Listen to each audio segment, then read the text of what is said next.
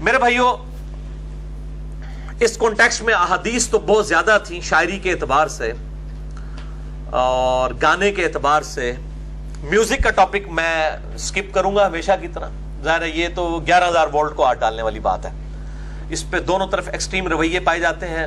بہرحال میرا جو فائنل آپ سمجھ لیں ورڈنگ میری طرف سے یہ ہے کہ بچنے میں عافیت ہے. باقی جو ہے وہ عقل مند کے لیے اشارہ کافی ہے. 15 صحیح الاسناد احادیث میں انشاءاللہ اس کانٹیکسٹ میں کور کروں گا.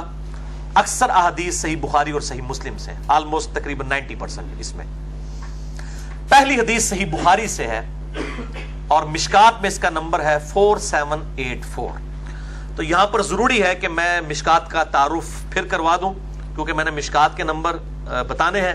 یہ میرے بھائیوں مشکات از دی انسائکلوپیڈیا آف حدیث، میں نے اس کو ڈکلیئر کیا ہے. اہل سنت کی مین سٹریم کی 13 کتابوں کا آپ سمجھ لیں خلاصہ اور نوٹس ہیں. میں نے اس پہ الگ سے مکمل ڈیٹیلڈ لیکچر دیا ہے، مسئلہ نمبر 111B اہل سنت پاک.com پہ، ہمارے یوٹیوب کے چینل کے تھرو. آپ یوٹیوب میں جا کر کریکٹ اسپیلنگ لکھ دیں 111 یعنی 111-B- مسئلہ MAS اس کے بعد کوما اپاسٹرافی والا جو اوپر ڈلتا ہے ALAH. مسئلہ عربی میں کہتے ہیں سوال کو. تو وہ لیکچر ڈائریکٹ یوٹیوب بھی کھول دے گی. یہ آج کا لیکچر جو ہے مسئلہ نمبر ہوگا 172. تو آپ 172-MAS اپاسٹرافی والا کاما ALAH لکھیں، یوٹیوب ڈائریکٹ بھی کھول دے گی. ویسے بھی ہمارے فرحان بھائی نے اینڈرائیڈ ایپس بھی اپلیکیشن بھی اس کی بنائی ہوئی ہے. اس کے علاوہ ایک PDF بھی ہے 32 پیجز کا، اس کے اوپر بھی ہائپر لنک کے ساتھ اردو میں بھی، ہندی میں بھی اور رومن انگلش کے اندر بھی وہ سارے لیکچرز جو ہیں ان کے ہائپر لنک موجود ہیں یوٹیوب سے. تو یہ مشکات المصابیح کے میں نمبرز بتاؤں گا. یہ جو کہ سیکنڈری بک ہے، اس میں بخاری اور مسلم کی نیچے تخریج بھی ہوئی ہے. شیخ زبیر علی رحمہ اللہ تعالیٰ کی تحکیم اور تخریج کے ساتھ یہ 3 PDF فائلز ہیں 18 MB کی. ہماری ویب سائٹ اہل سنت پاک.com میں الحدیث والے پورشن کے اندر آپ کو یہ تینوں جلدیں مل جائیں گی. تو اس میں یہ پورا ایک چیپٹر ہے اشعار کے حوالے سے اور شعر و شاعری کے حوالے سے. کل 29 احادیث ہیں مشکات کے اس چیپٹر کے اندر. انٹرنیشنل نمبر کے مطابق 4783 سے لے کر 4811 تک مشکات میں آپ یہ چیپٹر اگر پڑھ لیں شاعری کے بیان کے اوپر تو آپ کو یہ ساری احادیث کمبائنڈ فارم میں مل جائیں گی. ساری کور نہیں میں کر رہا، کچھ کر رہا ہوں اور میں ساروں کے مشکات کے نمبر بتا دوں گا. مشکات آسانی کے ساتھ چونکہ اویلیبل ہے اور جس کو بخاری اور مسلم کا نمبر چاہیے ہو تو وہ اسی مشکات میں انٹرنیشنل نمبر تخریج کا فٹ نوٹ کے اوپر لکھا ہوگا کہ بخاری سے فلاں نمبر ہے، مسلم سے فلاں ہے، ترمذی سے فلاں ہے.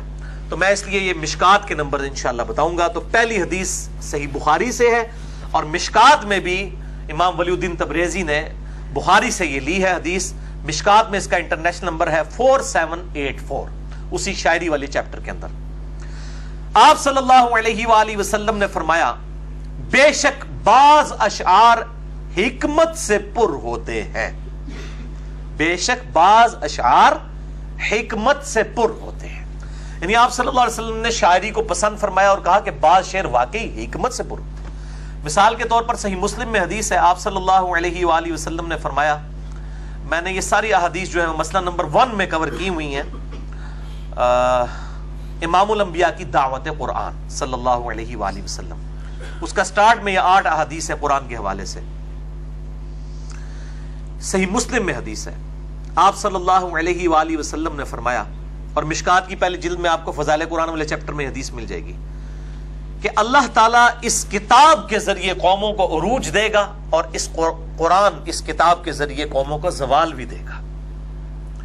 اب اس کو آپ دیکھیں ڈاکٹر اقبال نے کس طریقے سے سمویا ہے جواب شکوہ کے اندر. وہ زمانے میں معزز تھے مسلمان ہو کر اور تم خوار ہوئے تارک قرآن ہو کر. اسی کو ٹرانسلیٹ کر دیا. تو یہ بعض اشعار جو ہیں وہ حکمت سے پر. ڈاکٹر اسرار صاحب رحمہ اللہ تعالی، اللہ تعالیٰ ان کی غلطیوں سے درگزر فرمائے، ان کو نیک کاموں کا اجر عطا فرمائے. وہ کہتے تھے میں 5ویں کلاس کا اسٹوڈنٹ تھا کہ قرآن اور اقبال ان کا لیکچر ہے اقبال ڈے کے اوپر، ویڈیو ریکارڈڈ موجود ہے یوٹیوب پہ. وہ کہتے ہیں کہ میں 5ویں کلاس کا اسٹوڈنٹ تھا تو میرے بڑے بھائی نے مجھے جو ہے وہ بانگے درا لا کے دی، تو جواب شکوہ کا شعر 5ویں کلاس میں تھا. کہتے ہیں میرے تحت الشعور میں چپک گیا کہ وہ زمانے میں معزز تھے مسلمان ہو کر اور تم خار ہوئے تارک قرآن ہو کر. کہتے ہیں اس شعر نے میری زندگی پلٹ دی.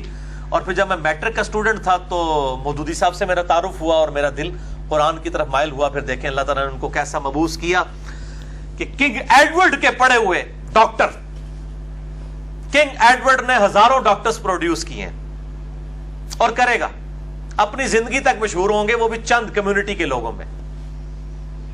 ان کی اولاد بھی ان کو یاد نہیں رکھے گی، لیکن ڈاکٹر اسرار کو اللہ نے لاکھوں روحانی بیٹے دیے ہیں، اپنی ویڈیوز میں آج بھی زندہ ہیں، اور کس طریقے سے ان کے لیے صدقہ جاریہ بنا ہوا ہے. 40 سال کی عمر کے اندر انہوں نے اپنی پریکٹس بھی چھوڑ کے مکمل طور پہ دین کے لیے وقف ہو گئے. اور اللہ تعالیٰ نے کیسا عروج دیا کہ ڈاکٹر اسرار بھی کنگ ایڈورڈ کا ڈاکٹر ہے، اور باقی بھی آپ دیکھ لیں جو ڈاکٹر ہیں وہ کتنے ہیں، لیکن ڈاکٹر اسرار جیسا کوئی ایک ڈاکٹر بھی ہے. قرآن کی وجہ سے اللہ نے عروج دیا ان کو، الحمدللہ.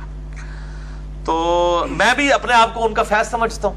میں نے بیان القرآن سے، قرآن حکیم کے حوالے سے بہت کچھ ان سے سیکھا ہے، ان کی ویڈیوز کے ذریعے. میری ملاقات بھی 13 جون 2008 کو ان کے ساتھ ہوئی، جس کی آج کل ہم نے وہ اپنا فیس بک کا بینر بھی لگایا ہوا ہے اسی تصویر کا. تو اس پہ تاریخ بھی لکھی ہے 13 جون 2008. تو ابھی ان کی آپ سمجھ لیں اینیورسری کہہ لیں، برسی کہہ لیں، وہ آنے والی ہے. آج 8 اپریل ہے. 14 اپریل 2010 کو ان کی ڈیتھ ہوئی تھی. اس کی 3 دن کے بعد یہ بیٹا میرا پیدا ہوا تھا، سعد علی. یہ 17 اپریل کو ہوا ہے. 14 اپریل 2010 کو ڈیتھ ہوئی، اور میں نے جنازہ بھی ان کا پڑھا الحمدللہ. لاکھوں کا مجمع تھا لاہور کے اندر. تو یہ اللہ تعالیٰ نے عروج دیا. وہ زمانے میں معزز تھے مسلمان ہو کر اور تم خار ہوئے تارک قرآن ہو کر. اس شعر نے دیکھیں ڈاکٹر اسرار کی زندگی پلٹ دی، ایک ڈاکٹر اقبال کے شعر نے.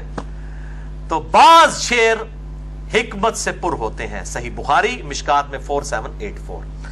دوسری حدیث بخاری اور مسلم کی متفقن علیہ حدیث ہے، مشکات میں ہے 4786. آپ صلی اللہ علیہ وسلم نے فرمایا سب سے بہترین بات اگر کسی شاعر نے کی ہے تو وہ لبید نے کہی ہے. وہ اس وقت کا عرب شاعر تھا، اور اس نے کہا، آپ صلی اللہ علیہ وسلم نے اس کا وہ فقرہ بھی پڑھا، الا کل شیء ما خلا اللہ باطل. آگاہ ہو جاؤ اللہ کے سوا ہر چیز جو ہے اس نے فنا ہو جانا ہے. تو یہ بھی پر حکمت شعر تھا. آپ صلی اللہ علیہ وسلم نے اس کا شعر کا مصرع پڑھا. تیسری حدیث صحیح مسلم میں ہے، مشکات میں 4787. عمر بن شرید رضی اللہ تعالیٰ عنہ اپنے والد صحابی سے روایت کرتے ہیں کہ ایک روز وہ کہتے ہیں میں نبی صلی اللہ علیہ وسلم کے پاس تھا، آپ کے پیچھے پیٹھ کے پیچھے سواری پہ سوار تھا. آپ صلی اللہ علیہ وسلم نے مجھ سے کہا کہ کیا تمہیں امیہ بن ابی الصلت کا کوئی شعر یاد ہے؟ تو انہوں نے کہا یا رسول اللہ مجھے شعر یاد ہے اس کا. تو آپ نے فرمایا اس کا کوئی شعر سناؤ. یہ صحیح مسلم میں ہے، مشکات میں 4787. وہ کہتے ہیں کہ میں نے اس شاعر کا آپ صلی اللہ علیہ وسلم کو شعر سنایا تو آپ کو بڑا پسند آیا. آپ نے فرمایا اور سناؤ. کہتے میں نے اور سنایا. پھر فرمایا اور سناؤ. تو کہتے میں نے اور سنایا، حتیٰ کہ کہتے ہیں آپ صلی اللہ علیہ وسلم نے اس سفر کے دوران 100 اشعار مجھ سے سنے، اور میں آپ صلی اللہ علیہ وسلم کی پیٹھ کے پیچھے ان کو 100 شعر یاد بھی تھے، انہوں نے سنائے. عرب کے لوگوں کا شغف بھی تھا شاعری کے ساتھ، آج بھی ہے. تو آپ صلی اللہ علیہ وسلم نے 100 اشعار سنے ان سے. تو اس سے یہ بات پتہ چلی کہ یہ مجھے یعنی پرسنلی خود یہ شکوہ جواب شکوہ بہت پسند ہے ڈاکٹر اقبال کا. بلکہ ڈاکٹر ذاکر نائک نے بھی اپنا ایک پورا پروگرام اس کے اوپر کیا تھا. 2 علماء بٹھا کے وہ تشریح بھی کرتے ہیں. ایک عالم شکوہ پڑھتا ہے اور جواب شکوہ میں ڈاکٹر اقبال نے جو جواب دیا ہے وہ اس کو پڑھتا ہے. یہ یعنی اردو شاعری کا بھی ایک سمجھ لیں کلائمیکس ہے، اور جو اس کے اندر درد پوشیدہ ہے خصوصاً شکوہ کے اندر، وہ تو کمال کی چیز ہے. چوتھی حدیث بھی بخاری اور مسلم دونوں میں موجود ہے، مشکات میں 4788. ایک غزوہ کے موقع پر آپ صلی اللہ علیہ وسلم کی انگلی جو ہے وہ کٹ گئی، اس پہ زخم آیا اور خون بہنا شروع ہو گیا. تو آپ صلی اللہ علیہ وسلم نے فی البدی آپ کی مبارک زبان سے یہ بات نکلی. میں نے کہا کہ شعر نہیں کہا کرتے تھے آپ صلی اللہ علیہ وسلم، لیکن عرب کے لوگوں کی عام گفتگو بھی بڑی ہم وزن ہوا کرتی تھی. آپ نے کہا حل انت الا اصبع دمیت فی سبیل اللہ ما لقیت، اے انگلی تو ایک انگلی ہی تو ہے جو اللہ کی راہ میں زخمی ہوئی اور اس سے خون ٹپک گیا، یعنی ایک انگلی سے ہی خون ٹپکا ہے نا، لیکن یہ تو دیکھ کہ یہ اللہ کی راہ میں زخمی ہوئی ہے، تو اپنی انگلی کو مخاطب کر کے آپ صلی اللہ علیہ وسلم نے فی البدی یہ بات کر دی، حل انت الا اصبع دمیت فی سبیل اللہ ما لقیت۔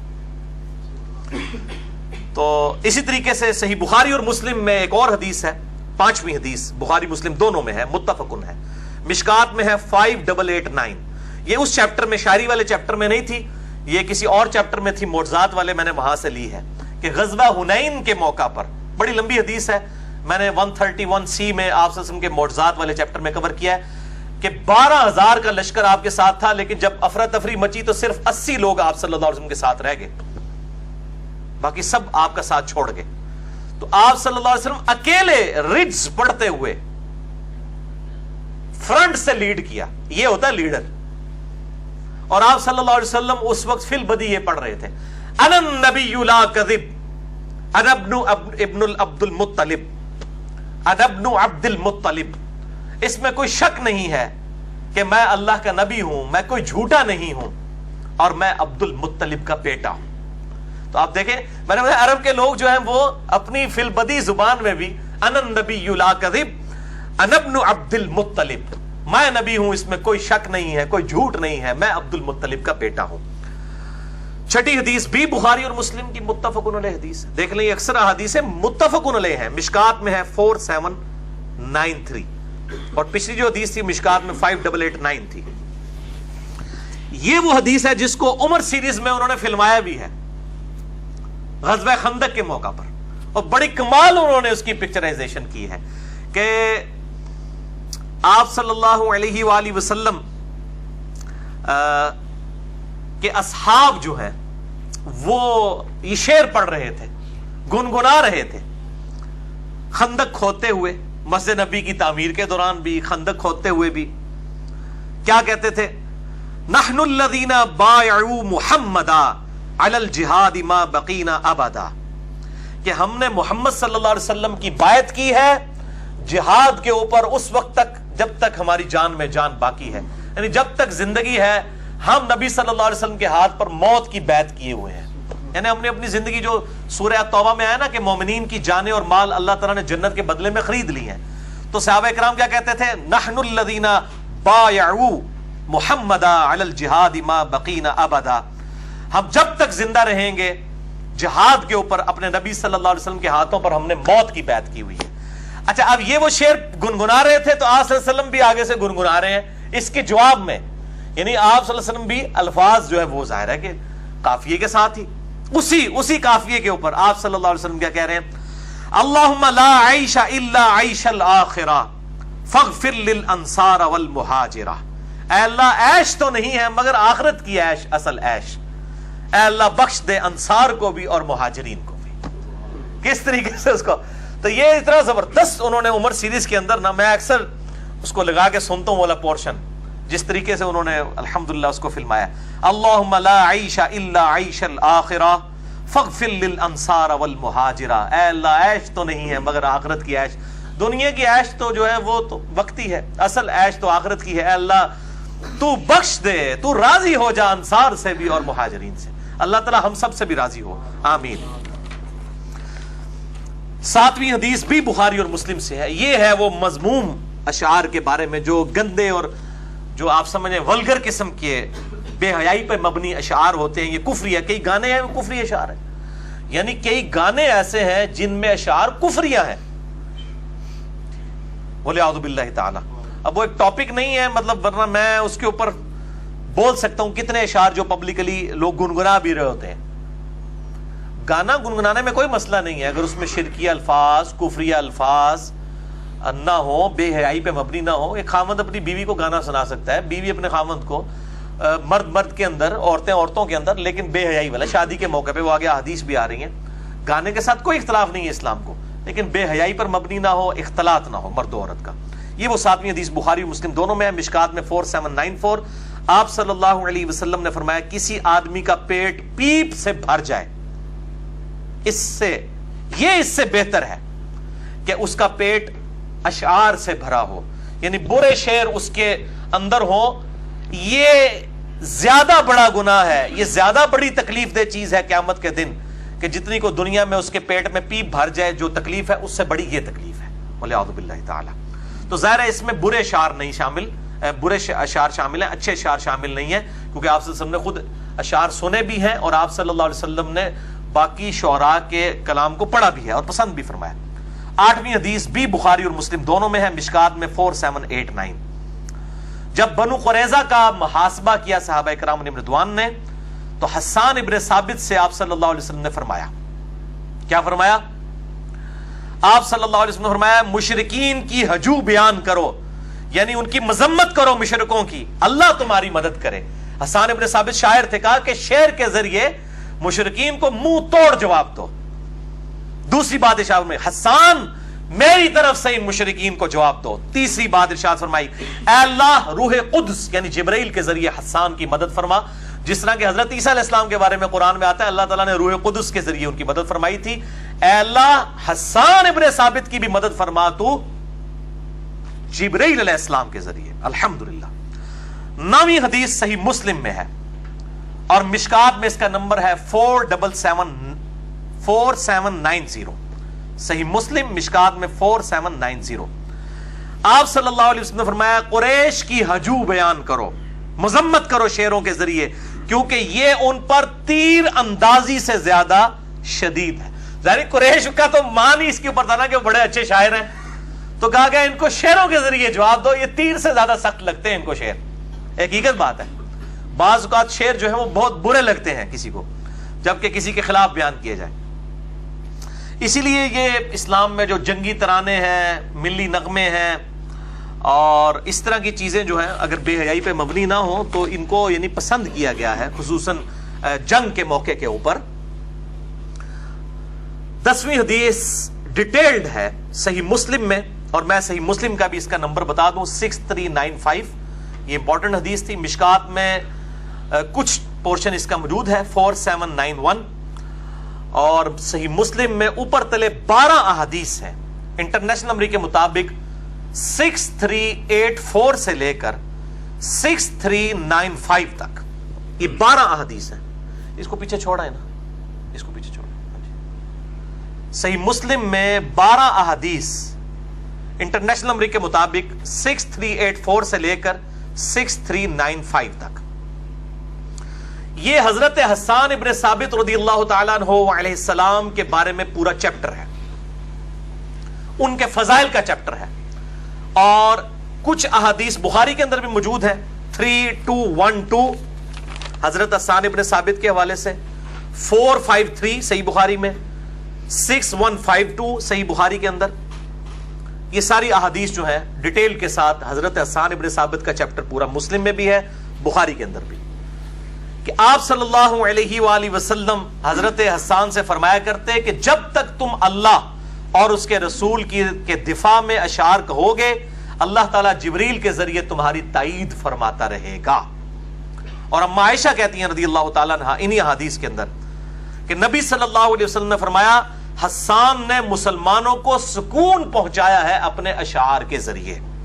اور یہ پورے اشعار جو ہیں وہ صحیح مسلم میں 6395 نمبر حدیث کے اندر 13 اشعار حضرت حسان ابن ثابت کے موجود ہیں، جو ہمارے شعیب بھائی نے اردو میں جو ترجمہ ہوا تھا اس نعت کا، میرے آقا میرے مولا محمد الرسول اللہ محمد الرسول اللہ، مسئلہ نمبر 76 کے اینڈ کے اوپر وہ ان کی نعت ریکارڈڈ موجود ہے اور وہ الگ سے بھی ہم نے اپلوڈ کی تھی. حضرت حسان ابن ثابت کی عربی نعت صحیح مسلم 6395 نمبر حدیث میں وہ 13 کے 13 اشعار جو ہیں اردو ترجمے کے ساتھ شعروں کے اندر ہی الحمدللہ موجود ہیں. اس حوالے سے بخاری اور مسلم کی ایک متفق علیہ حدیث ہے، بخاری میں 3212 مسلم میں 6384 کہ حضرت حسان ابن ثابت مسجد میں بیٹھ کے اشعار پڑھ رہے تھے. حضرت عمر کا دور تھا، وہاں سے گزرے، انہوں نے ان کو جو ہے وہ تیکھی نظروں سے دیکھا ڈانٹتے ہوئے. تو حضرت حسان نے کہا عمر اس طرح نہ میری طرف دیکھ، تجھ سے عظیم شخصیت مسجد میں ہوتی تھی اور میں ان کو شعر سنایا کرتا تھا. تو حضرت عمر نے کہا گواہ لاؤ. انہوں نے کہا یہ حضرت ابو ہریرہ بیٹھے ہیں. انہوں نے کہا ابو ہریرہ میں تمہیں اللہ کی قسم دیتا ہوں کیا تم گواہی نہیں دو گے کہ میں نبی صلی اللہ علیہ وآلہ وسلم کے سامنے اشعار بیان کیا کرتا تھا اور آپ صلی اللہ علیہ وسلم میرے لیے دعا کرتے تھے اے اللہ روح قدس کے ذریعے حسان کی مدد فرما, اور مجھے کہتے تھے کہ حسان تو میری طرف سے دفاع کر, اللہ اور اس کے رسول کی طرف سے اپنے شعروں کے ذریعے دفاع کر اسلام کا. تو میں جواب دیا کرتا تھا. یعنی یہ بڑے ماہر شاعر تھے, یہ فی البدیہہ اشعار کہہ دیا کرتے تھے. تو حضرت ابو ہریرہ نے کہا کہ میں امیر المومنین گواہی دیتا ہوں واقعی نبی صلی اللہ علیہ وسلم نے ان کے بارے میں فرمایا. اچھا, اب اس سے یہ بھی دیکھیں کہ حضرت عمر کو بھی یہ حدیث نہیں پتا تھی. یہاں میں لوگ کہتے ہیں جی امام حنیفہ نو حدیثاں سے پتہ لگیاں اے پھکی نستے. اگر امام حنیفہ کا مرتبہ حضرت عمر سے زیادہ ہے تو پھر فیصلہ کر لیں. تو بڑے سے بڑے صحابی کے پاس بھی ہر چیز کا نالج تو نہیں تھا. ہاں, صحابہ کا کمبائنڈ نالج وہ آج الحمدللہ ایک کمپیوٹر کے کلک کے اوپر مکتبۃ الشاملہ کے اندر ہزاروں لاکھوں احادیث ہمارے پاس موجود ہیں. تو یہ نہیں ہوتا بڑے سے بڑے شخص سے چیزیں جو ہیں وہ اوور لک ہو سکتی ہیں کسی معاملے میں. تو یہ کوئی عیب والی بات نہیں ہے. پرفیکٹ تو صرف اللہ کے محبوب صلی اللہ علیہ وسلم کی مبارک ذات ہے. 11ویں حدیث صحیح بخاری میں تعلیقاً موجود ہے, ترمذی میں بھی, ابو داؤد میں بھی موجود ہے, مشکات میں 4805 اس کا نمبر ہے کہ آپ صلی اللہ علیہ وسلم حسان ابن ثابت کے لیے ممبر لگوایا کرتے اور اس ممبر پر کھڑے ہو کر فخر سے حضرت حسان دفاع کیا کرتے نبی صلی اللہ علیہ وآلہ وسلم کا, اسلام کا دفاع کیا کرتے, اور آپ صلی اللہ علیہ وسلم دعا کیا کرتے اے اللہ روح قدس کے ذریعے مدد فرما, جب تک یہ تیرا اور تیرے محبوب صلی اللہ علیہ وسلم کا دفاع کرتا رہے اے اللہ اس کی مدد فرماتا رہے تو. حضرت حسان ابن ثابت کے. اور انہی حدیث میں آتا ہے بخاری اور مسلم کا, جو میں نے مسلم کا چیپٹر بتایا ہے 6384 سے 6395 تک, کہ حضرت عائشہ پہ تہمت لگانے والوں میں حضرت حسان بھی شامل تھے.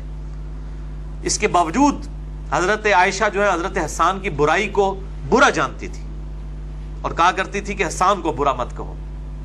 کیوں؟ کہ یہ نبی صلی اللہ علیہ وآلہ وسلم کی تعریف کیا کرتا تھا, نعتیہ اشعار کہا کرتا تھا اور کافروں کو منہ توڑ جواب دیا کرتا تھا. اس لیے حضرت عائشہ مرتے دم تک ان کا احترام کیا کرتی تھی حضرت حسان ابن ثابت کا رضی اللہ تعالیٰ عنہ وعلیہ السلام.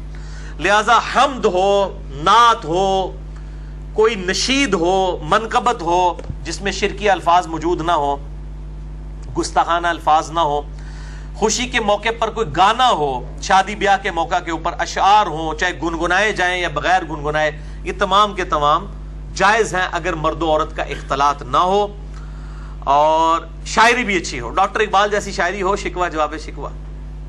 یعنی یہ جو ایک ڈاکٹر اقبال کی شاعری مجھے پرسنلی بہت پسند ہے. دوسرا حفیظ جلندری کا جو شاہنامہ اسلام ہے, کمال شاعری ہے. یعنی مجھے کبھی بھی بچپن سے شاعری سے کبھی شغف نہیں رہا, ابھی بھی مجھے چند ایک شعر آتے ہیں, مجھے ایسا کوئی شغف نہیں ہے. لیکن جب میں کوئی اچھا کلام سنتا ہوں نا تو میں کہتا ہوں واہ, اللہ تعالیٰ نے شاعر کو بھی کیا جو ہے وہ ذہن دیا ہوتا ہے اور کس طریقے سے وہ اشعار کہتا ہے. یہ واقعی ایک ایسا ملکہ ہے جو کوئی ایسی کمپیٹنسی نہیں جو بندہ سیکھ کے حاصل کر سکے کہ یہ روٹیاں پکانے کا طریقہ ہے آپ سیکھ لیں. شاعری سیکھی نہیں جا سکتی, وہ گاڈ گفٹڈ صلاحیت ہے, اس میں نکھار ضرور آ جاتا ہے, لیکن کوئی شاعر نہیں ہے وہ شاعر بن نہیں سکتا جتنی مرضی کوشش کر لے. تو یہ اللہ تعالیٰ کی طرف سے خاص معاملہ ہوتا ہے. تو اس طرح کی اچھی شاعری جو ہے وہ آپ سنیں, ضرور سنیں. اچھے گانے بھی ہوں تو میوزک سے بچ کے ضرور سنیں, گنگنائیں, لیکن اس میں کوئی شرکی الفاظ نہ ہو, کوئی کفری الفاظ نہ ہو, کوئی بے حیائی والا, کوئی ویلنٹائن ڈے والا چکر نہ ہو, کوئی خامند بیوی کو سنائے یا بیوی خامند کو, تو وہ بات سمجھ آتی ہے. باقی اسلام کے اندر تو مخلوط اس حوالے سے اجازت نہیں ہے. تو میوزک میں بھی جو دف کا معاملہ ہے وہ بخاری مسلم میں احادیث میں ثابت ہے. یعنی کیٹاگوریکل ڈینائی بھی موجود نہیں ہے جو میوزیکل انسٹرومنٹس ہیں, اور اس حوالے سے مطلب دونوں طرف ایکسٹریم رویے پائے جاتے ہیں. میں اس معاملے میں کوئی سخت یعنی موقف نہیں رکھتا میوزک کے حوالے سے, دونوں طرف کے حوالے سے. اور اس میں جو میں نے کوئی فائنل کوئی چیز ریکارڈ کروانی ہوئی کبھی, ابھی تو لگ نہیں رہا کہ میں کبھی اس پہ کوئی ریکارڈنگ کرواؤں گا, تو بہرحال انشاءاللہ میں ضرور کروا دوں گا. اور اس میں لینیئنٹ رویہ رکھیں. اصل چیز یہ ہے کہ جب ہم علماء سے گانے کی بات کرتے ہیں یہ فوراً میوزک کے اوپر فتوے لگانا شروع کر دیتے ہیں. ان سے یہ پوچھیں میوزک کو تو چھوڑ دیں. کبھی کیا آپ نے اپنی عوام کو یہ بات بتایا ہے کہ بخاری اور مسلم میں گانے کے فضائل کے اوپر حدیث موجود ہے؟ فضائل یعنی جس کی آپ صلی اللہ علیہ وسلم ترغیب دلائیں فضیلت ہی ہوگی نا. اگر اللہ کے نبی اما عائشہ کو حکم دیں کہ تو نے گانے والی ساتھ کیوں نہیں بھیجی شادی کے موقع کے اوپر, تو یہ ترغیب دلا رہے ہیں نا. جس کی ترغیب آپ صلی اللہ علیہ وسلم دلائیں تو وہ فضیلت ہے نا. کیا کسی عالم دین نے کبھی ممبر پہ گانے کی فضیلت بیان کی ہے؟ تو اب ان کو کوئی حق نہیں پہنچتا کہ یہ میوزک کو اور باقی چیزوں کو چھوٹی چھوٹی چیزیں پکڑ کے کنڈیم کرنا شروع کریں, کیونکہ ہمیں تو ان کی نیک نیتی پہ شک ہے. جو بات بخاری مسلم میں موجود تھی وہ نہیں انہوں نے لوگوں کو بتائی.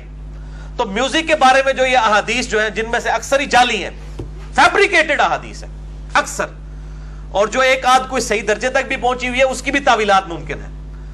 تو یہ ایک ایکسٹریم رویہ ہے. اور ہمارے ائمہ اہل سنت میں بڑے ایسے ائمہ رہے ہیں جو میوزک کے قائل رہے ہیں, اور بعض مخالفین میں بھی رہے ہیں. یعنی میں اپنا کو فتویٰ نہیں دے رہا ہوں, میں نے ابھی تک کوئی اس میں بھی میں مولویوں کو ڈرنا ہوا اس حوالے نال کہ فتویٰ لاندے نے, تو میں مولویوں کو سمجھنا ہوا, میں نے کوئی اپنی باری نہیں کی. بچنا چاہیے, یہ سب سے بہتر ہے, اسی میں عافیت ہے.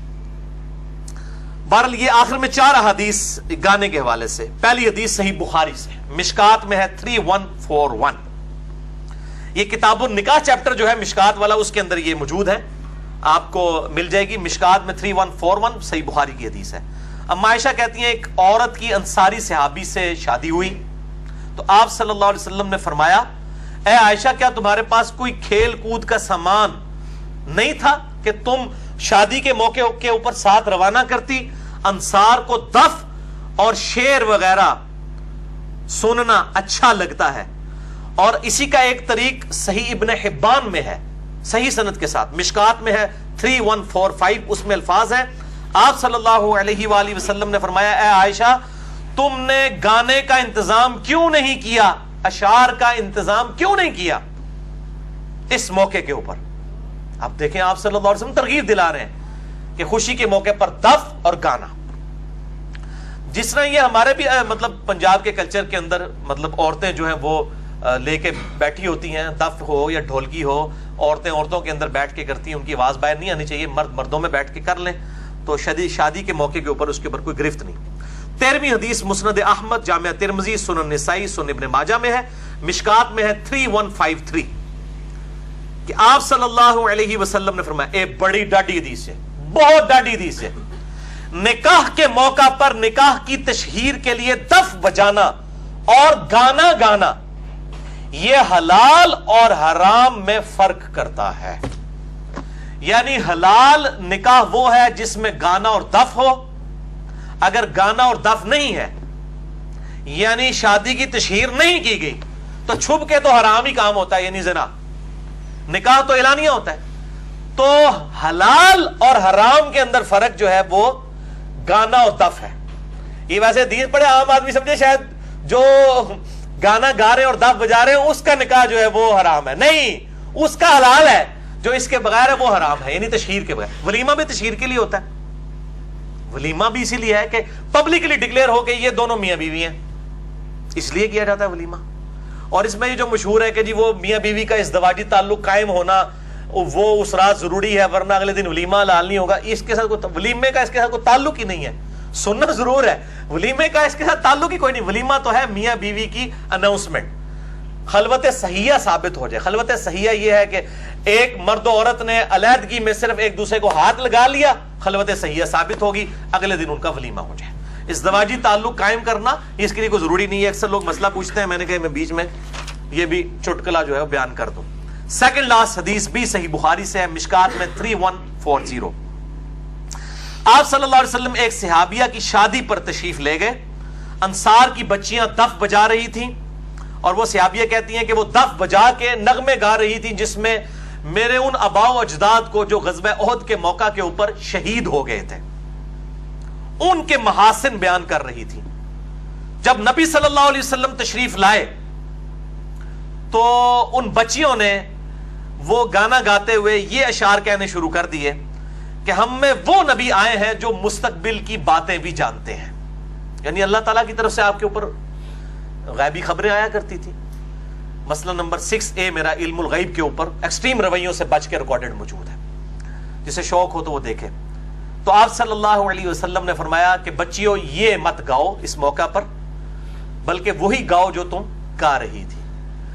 تو اس سے یہ بات پر چلی، یہ نہیں ہے کہ آپ صلی اللہ علیہ وسلم نے اس پڑھنے کو کنڈیم کیا جس طرح اہل حدیث کہتے ہیں کہ جی وہ آپ صلی اللہ علیہ وسلم نے کنڈیم کر دیا کہ جی یہ الفاظ نہ کہیں. مطلب اگر آپ اس طریقے سے کنڈیم نہیں کیا کرتے تھے، آپ وہ بچیوں نے خود تو شعر نہیں لکھے تھے، کسی صحابی کے لکھے ہوئے تھے نا، وہ کوئی شرکیہ شعر نہیں تھے.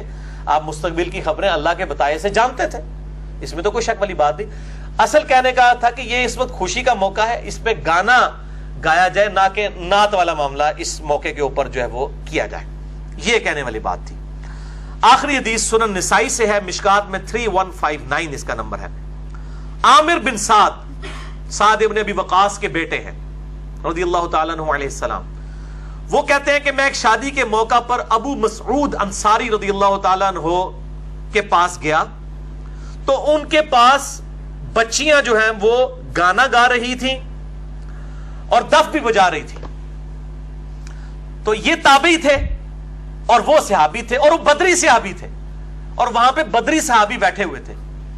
تو یہ کہتے ہیں میں نے ان کو کہا کہ اے اصحاب بدر، اے بدر کے غازیوں، یہ تمہارے سامنے کیا ہو رہا ہے کہ بچیاں گانا گا رہی ہیں، دف بجا رہی ہیں.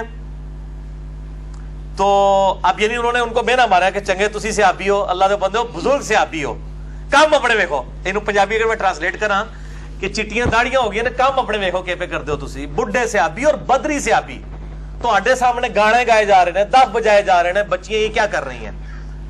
تو ابو مسعود انصاری نے کہا کہ تمہاری مرضی ہے بیٹھو، تمہاری مرضی ہے اٹھ کے چلے جاؤ، لیکن یہ بات یاد رکھو کہ شادی کے موقع کے اوپر آپ صلی اللہ علیہ وسلم کی طرف سے ہمیں گانے کے متعلق اجازت مرحمت فرمائی گئی ہے.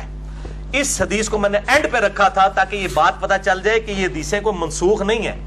یہ اصحاب بدر جو ہیں بیان کر رہے ہیں اور ظاہر ہے کہ وہ تابعین کو بیان کر رہے ہیں جب نبی صلی اللہ علیہ وسلم دنیا میں موجود نہیں. اور یہ سعد ابن ابی وقاص کا بیٹا روایت کر رہا ہے، عامر بن سعد. یہ وہی صحابی ہے جس نے وہ حدیث بخاری اور مسلم کی روایت کی ہے کہ علی کی میرے ساتھ وہی نسبت ہے جو ہارون کی موسیٰ کے ساتھ، مگر میرے بعد کوئی نبی نہیں. عامر بن سعد بن ابی وقاص رضی اللہ تعالی عنہ علیہ السلام. سعد ابن ابی وقاص بھی نام ہے ان کا اور سعد بن مالک بھی نام ہے. ابی وقاص چونکہ ان کی کنیت تھی، اس نام کے ساتھ بھی ان کو یاد کیا جاتا ہے. بال اس حوالے سے میں نے الحمدللہ جو کچھ تھا وہ بیان کر دیا. باقی جسے شوق ہو مشکات کا وہ چیپٹر پڑھ لے جو میں نے بیان کیا. شاعری سے متعلق کل 29 احادیث مشکات میں بخاری اور مسلم کے ریفرنس سے 4783 سے لے کر 4811 تک. تو آپ کو انشاءاللہ تعالی شاعری کے اعتبار سے آپ صلی اللہ علیہ وسلم کا جو شغف تھا وہ پتہ چل جائے گا. اور باقی جو گانے کے اعتبار سے جو احادیث ہیں وہ کتاب النکاح چیپٹر مشکات کی دوسری جلد کے اندر بخاری مسلم کے حوالے سے کئی ایک احادیث آپ کو انشاءاللہ مل جائیں گی. اللہ تعالیٰ سے دعا ہے جو حق بات میں نے کہی اللہ تعالیٰ ہمارے دلوں میں راسخ فرمائے. اگر جذبات میں میرے منہ سے کوئی غلط بات نکل گئی تو اللہ تعالیٰ ہمارے دلوں سے معاف کر دے. ہمیں کتاب و سنت کی تعلیمات پر عمل کر کے دوسرے بھائیوں تک پہنچانے کی توفیق عطا فرمائے. سبحانک اللہم و بحمدک اشہد ان لا الہ الا انت استغفرک و اتوب الیک وما علینا الا البلاغ المبین. جزاکم اللہ خیرا.